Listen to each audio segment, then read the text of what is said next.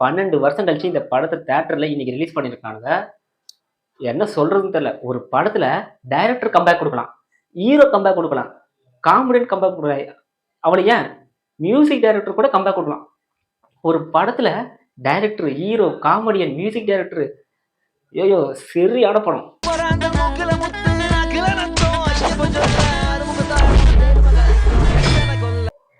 ஒருவேளை இந்த படம் ரிலீஸ் ஆக போகுதுன்னு தெரிஞ்சதுனாலதான் விடாமுயற்சியை போஸ்ட்போன் பண்ணிட்டாங்களோ அப்படின்னு கூட இருக்குது. அல்டிமேட்டு படத்துல ஃபர்ஸ்ட் ஹீரோ மதகத ராஜா படத்துல ஃபர்ஸ்ட் ஹீரோ யாருன்னு கேட்டீங்கன்னா சந்தானம். மனுஷன் ஐயோ டைட்டில் கார்டு போட்டிருந்து எண்டு வரைக்குமே சந்தானம் மட்டும்தான். செகண்ட்னு பார்த்தீங்கன்னா மனோபாலா சார் சான்ஸே இல்லைங்க. மனுஷன் செகண்ட் ஹாஃப்ல ஒரு விஷயம் பண்ணுவார் பாருங்க, லேட்டரா சொல்றேன்.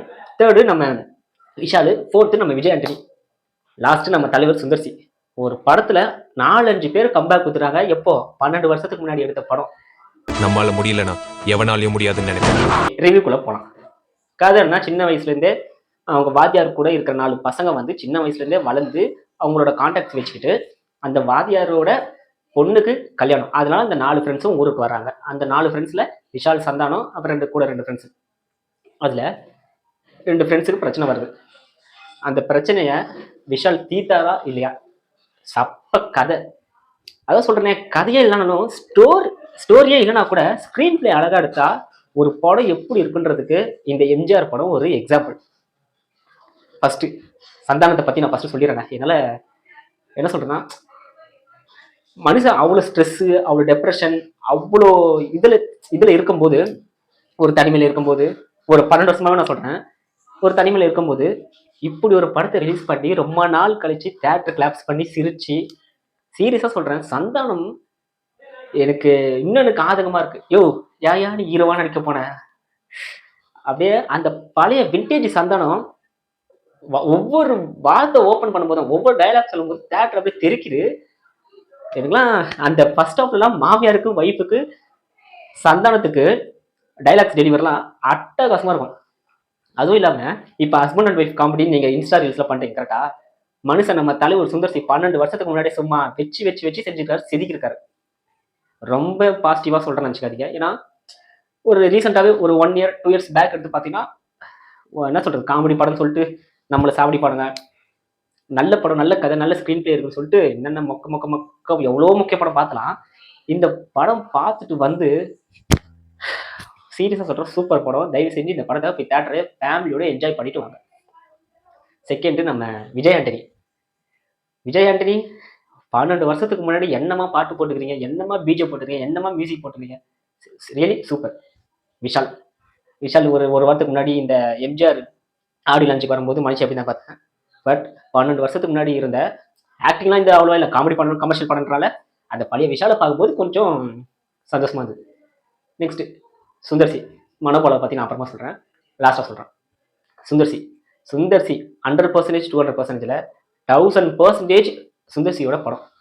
நம்ம இந்த ப்ரீவியஸாக பார்த்துருப்பல, இந்த தூத்துக்குடி, கவுண்டமணி, கார்த்திக், அந்த மாதிரி தான் விஷால் சந்தானம் 2 பேரும் வர சீன் எல்லாமே நீங்க ஒரு இடத்துல கூட நீங்க சிரிக்காம எடுக்கவே மாட்டீங்க, சான்ஸே இல்லை. இதுக்கு நான் கேரண்டி. நெக்ஸ்ட் அப்புறம் மணிவண்ணன் நடிச்சிருக்காரு, சிட்டி பாபு, அப்புறம் மனோபாலா. இவங்க 3 பேருமே நம்ம கூட இல்லை. 3 பேருமே காமெடி ஆக்டர்ஸ், எவ்வளோ பெரிய லெஜெண்ட்ஸ், எவ்வளோ பெரிய ஆக்டர்ஸ், எவ்வளோ பெரிய டைரக்டர்ஸ், எவ்வளோ பெரிய ரைட்டர்ஸ் எல்லாமே தெரியும். ஸோ உங்க 3 பேரும் ரொம்ப மிஸ் பண்ணுறேன் சார். நெக்ஸ்ட் மணிவண்ணன் ஜஸ்ட் ஒரு அந்த ஆட்டோக்காரர் விஷாலுக்கு ஹெல்ப் பண்ற மாதிரி கேரக்டர் தான் வர. சிட்டி பாபு வில்லனுக்கு ஹெல்ப் பண்ற கேரக்டர் வர. பட் ஃபர்ஸ்ட் ஆஃப் ஃபுல்லா சந்தானம் தூக்கி வச்சு நிக்கிறாருன்னா, தலையில ஒரு படத்தையே சந்தானம் ஃபர்ஸ்ட் ஹாஃப்ல தூக்கி வச்சு நிறுத்திறாரு. செகண்ட் ஒரு 20 நிமிஷம் தாங்க, சீரியஸா சொல்றேன். அந்த செகண்ட் ஹாஃப்ல ஒரு கமர்ஷியலா போயிட்டு இருக்கும், ஒரு ஹீரோக்கும் வில்லனுக்கும் ஒரு கிளாஸ் நடக்க மாட்டேன், அப்படி போயிட்டு இருக்கும். ஆனா நடுவுல ஒரு 20 நிமிஷம் மனோபாலா பண்ணார் பாருங்க. ஆல்ரெடி பார்த்த சீனு தான்.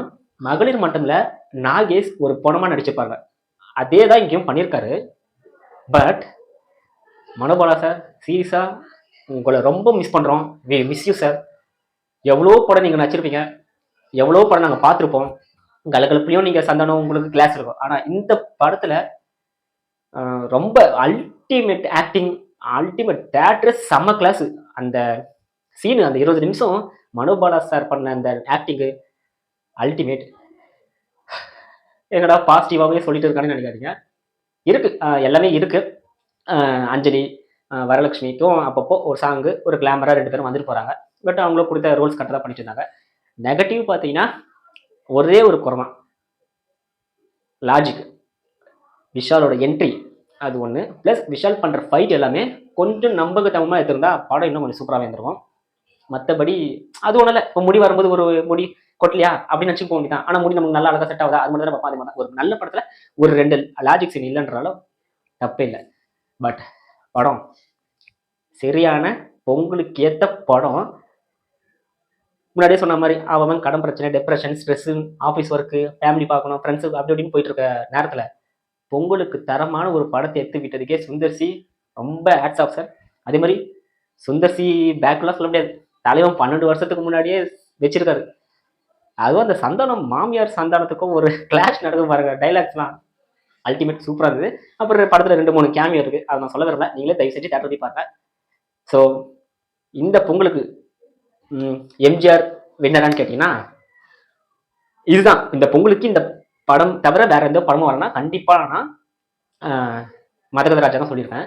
ஸோ 14th வந்து நம்ம ஜெயரம் இது காதலிக்க நேரம் அதுக்காக வெயிட்டிங். ஸோ அதையும் பார்த்துட்டு இந்த பொங்கலுக்கு யார் வின்னர் நான் சொல்றேன். ரெடினா ஆட்டம் க்ளோஸ். இல்ல நீ ஆளே க்ளோஸ். ஜெய் ஆண்டனி. யோ மனுஷன் என்ன அந்த தேட்டர்ல அந்த சவுண்ட் எஃபெக்டோட தேட்டர் போய் அந்த பாட்டெல்லாம் கேளுங்களேன். அவ்வளோ வைபா மனுஷன் அப்படியே ஆட தெரியாதவங்க கூட அந்த நான் அந்த செகண்ட் பாட்டு ஒன்று அந்த ஃபேமிலி சாங்ஸ் வரும். ஃபேமிலி சாங்ஸ் ஒன்று வரும். அந்த பாட்டை நான் இன்னைக்கு தான் கேட்குறேன். அதுக்கு நான் வைபாகி தலை ஆடினுக்கிறேன், வைபாயினுக்கிறேன், மோளம் வச்சுனுக்கிறேன். அதுக்கப்புறம் இந்த விஷால் பாட்டு செகண்ட் அப்புறம் இந்த விஷால் பாட்டு ஒன்று வரும். மனுஷனை எவ்வளோ ட்ரோல் பண்ணிக்காட்டு எவ்வளோ அழகா சீரியஸா அது விஷால் பாடின மாதிரி தெரியல. ரொம்ப அந்த பாட்டெல்லாம் கேட்டீங்கன்னா ரொம்ப கலாய்கிற மாதிரியும் இல்லை, நீட்டா அழகா தான் பாடியிருக்காரு. ஸோ தயவு செஞ்சு இந்த பொங்கலுக்கு ஒரு நல்ல படம் காசு வேஸ்ட் ஆகக்கூடாதுன்னு நினச்சிங்கன்னா மதகதராஜா படம் போங்க. 100% காமெடி ஃபன் என்டர்டைன்மெண்ட் இருக்க படம்.